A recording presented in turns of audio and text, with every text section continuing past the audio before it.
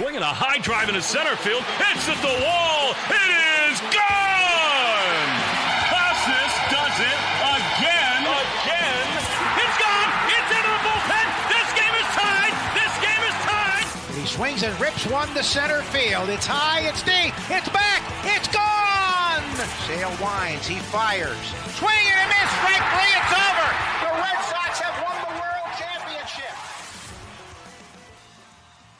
Welcome back to Play Tessie. We got a bonus pod for you guys today. Who Says No with the Play Tessie boys. This is the official Red Sox podcast of WEEI. Before we get going, hit that subscribe button wherever you get your podcasts. Rate 5 stars, subscribe, Apple, Spotify, the Odyssey app, literally everywhere. Hit that subscribe button, get those notifications. Find us on the WEI YouTube channel. We've got the Play Tessie playlist there. You can find all of our shows in video form. Hit the thumbs up on those videos, subscribe to WEI, and as always, you can find us on the socials at Play Tessie on both Twitter and Instagram. Here with Sammy, and I'm here with Pat, and it's a Who Says No Friday. I feel like every time, not every time, but specifically now and maybe a little bit earlier in the offseason, particularly with these episodes, it feels like we're gonna do the Who Says No, and then either during the recording or right after, a trade's going to go down and the podcast is just going to be completely irrelevant. Like with other shows, like the opinions that are said are still relevant even if something goes down during or after the show. But like with a Who Says No, if we record a Who Says No and it's for Nolan Arenado and the Red Sox get Nolan Arenado, like either honestly, even if they get Arenado the day it drops, it just like immediately the show becomes irrelevant. So there's always like inherent risk recording these, especially like right now where it feels like any day something can happen. I mean, yeah, we're putting our lives on the line for the listeners every time we do a Who Says No, if you think about it. So feel free to Venmo us cash straight up. And you know that if something does go down, we'll be here for an emergency podcast. We'll be here. We'll be here. Sipping on that Brezacy. Okay, let's move on. Ew. What happened? What is going on? What is Pat's? Pat, it's your turn. It's your turn for Who Says No. 2 weeks ago, we had Poolside Joe's trade ripped around the world. Last week, we had my trade where the majority of Red Sox fans did not want to make that trade for Nolan Arenado and Ryan Helsley using Cedon Rafaela. Pat, it's your turn this week. What do you got for us? So, I opted to go the Gordo route. I did not include Willier. I did not include Cutter. Let's go. There we go, Pat. I stayed away from the Cardinals. I stayed away from the Twins. I went a whole new avenue, a team we haven't done. No Mariners? No Mariners. Totally new. Whole new idea. So we alluded to it last episode. It was actually like a perfect setup for this. God forbid the Sox address the bullpen before this drops. But I have the Red Sox trading for Padres closer setup, man. Robert Suarez, who we know is on the block. The Padres actively trying to cut payroll to their bigger contracts. I think it really is just Xander. They're so desperate, they're willing to attach top prospects to him just to get him off the books. But Suarez is not a cheap guy. He's got 3 years of control. He's a free agent in 28. So if you trade for him, you get him for 25, 26, 27, $10 million a year AAV, which is, about what the market is right now. I think Yates got 13. I think Yates is a little bit better, obviously a bit older. So 10 million it's not a deal. It's not robbery. It's a very fair value for a guy like Robert Suarez. It's Chapman money. So I have the Red Sox trading for Robert Suarez, and in return, they are sending the Padres. We are a Sox prospects fan. We use their rankings. I have them sending 12th overall prospect Yasnickson Garcia and 13th overall prospect Mikey Romero. So the thought process here. Sox obviously add another leverage arm to the back of the bullpen, which Craig has been saying they're going to do for what feels like 13 months now. They finally do it. They finally get a guy who you think Robertson on the market, maybe 1-2 year deal. Finnegan 1-2 year deal. They get a guy who's locked up for 3.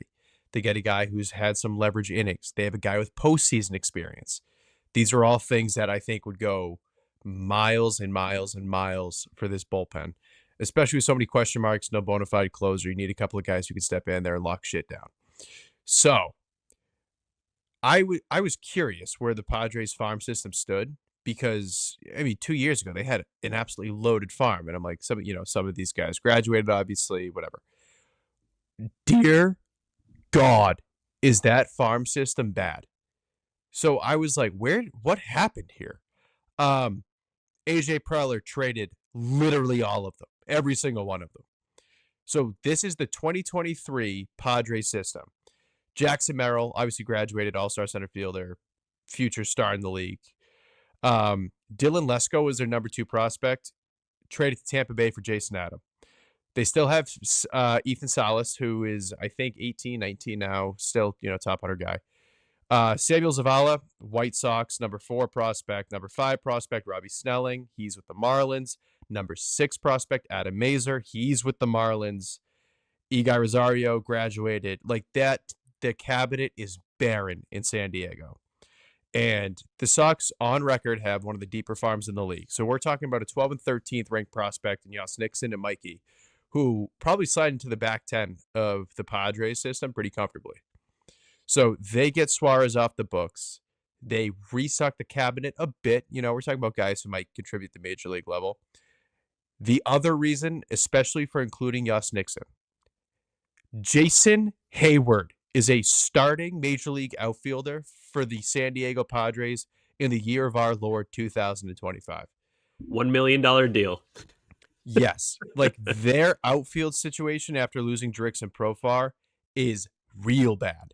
And in their farm right now, right this second, their system is catcher, shortstop, lefty pitcher, righty pitcher, and then an outfielder who is playing in ACL. So they have no reinforcements coming up through the system. Yoss Nixon has hit in the minor leagues. He might not be a great defensive corner outfielder, but with Merrill and Tatis, you don't need that.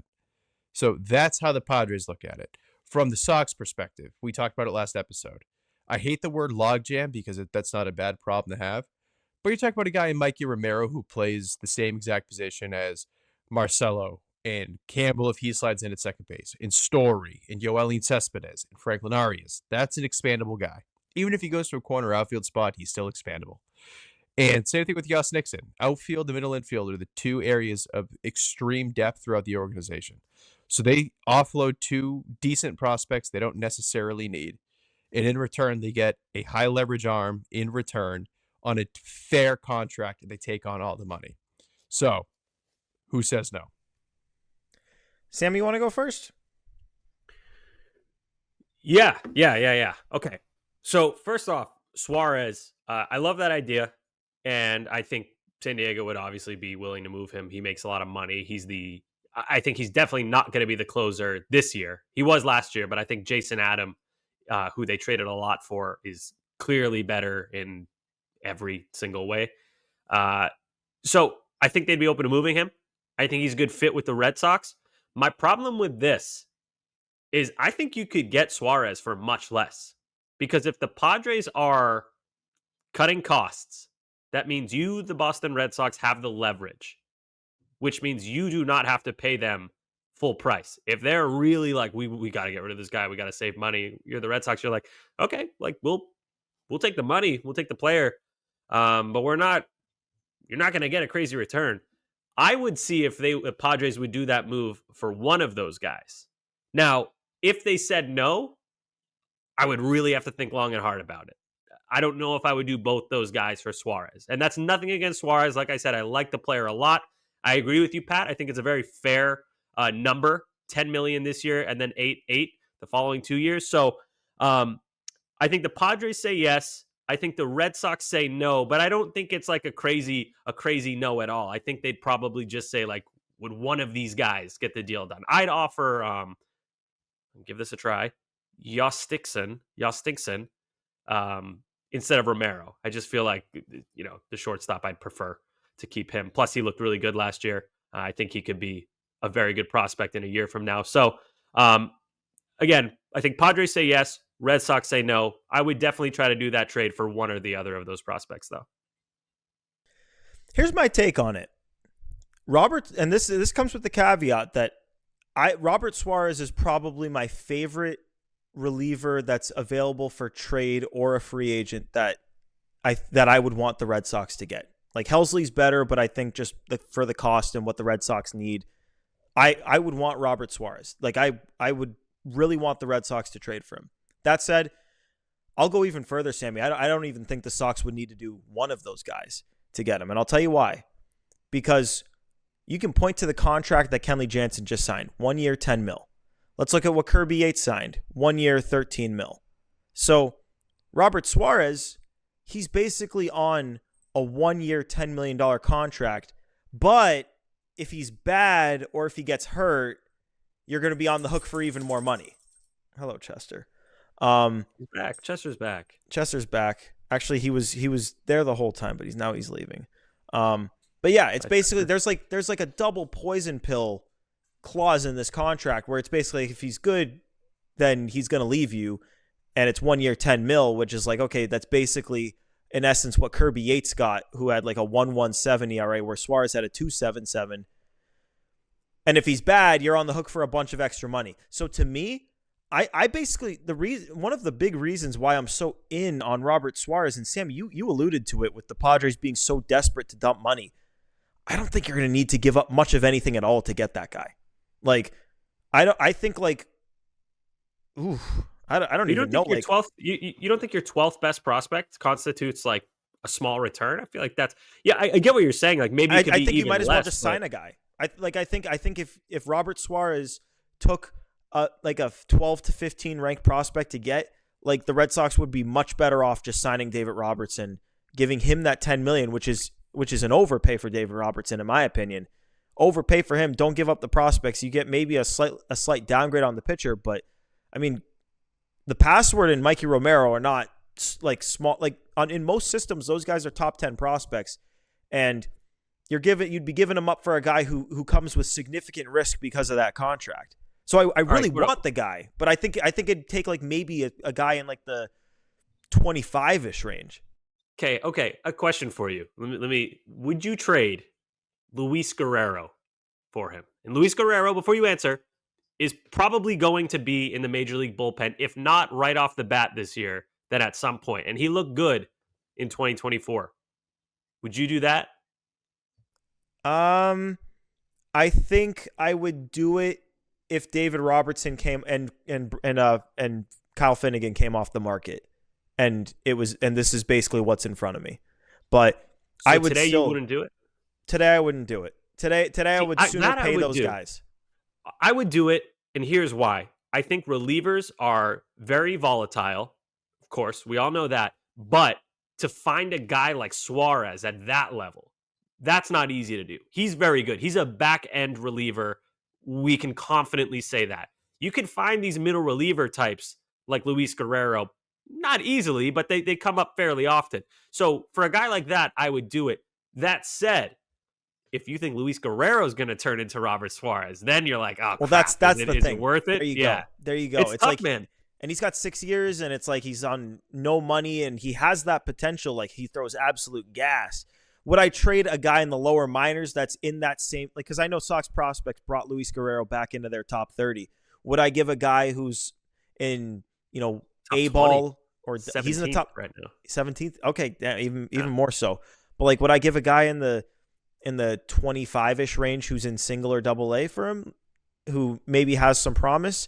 Yes, but like, the truth of the matter is Robert Suarez should be a dump. Like, and that has to do with the Padres situation. That has to do with his contract. Like, those contracts are like, why do you think the Yankees are having such a hard time trading Marcus Stroman?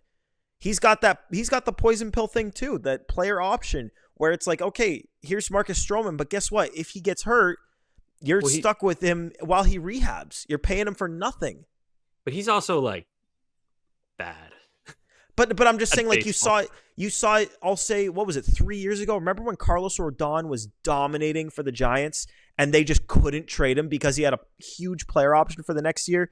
Yeah. Like, Yeah, no, I get what you're saying. I hear where you're coming from. You're making me reconsider my answer, but I still think I'd have to for password, you stinksin. I'll try it again. You stinksin. I don't know.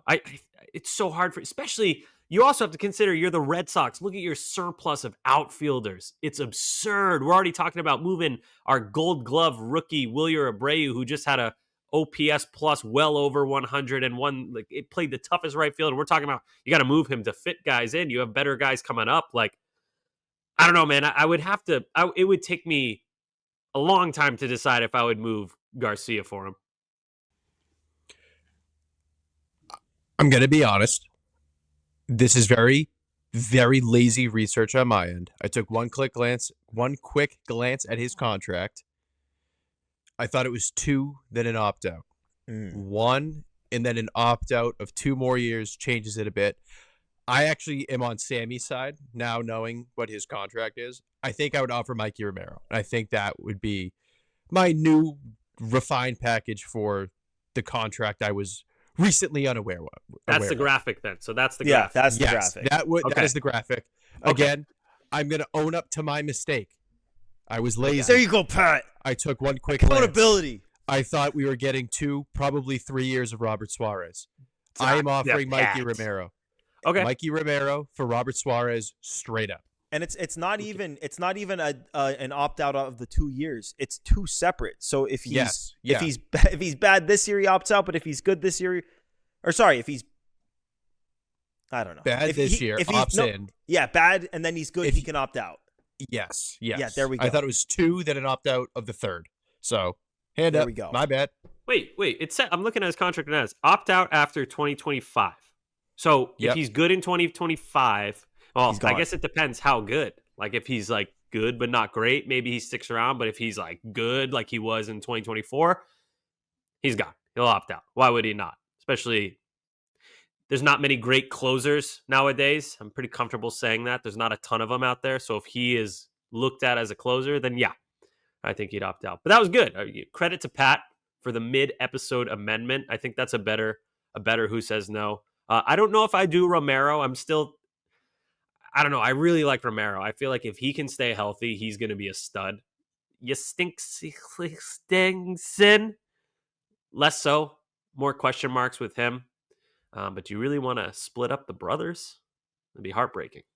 So, no, that was a good one, Pat. I think that was good. Who Says No? That was a thoughtful one. Suarez is, whether you like the trade or not, there's no denying that should be a guy that the Red Sox should be considering.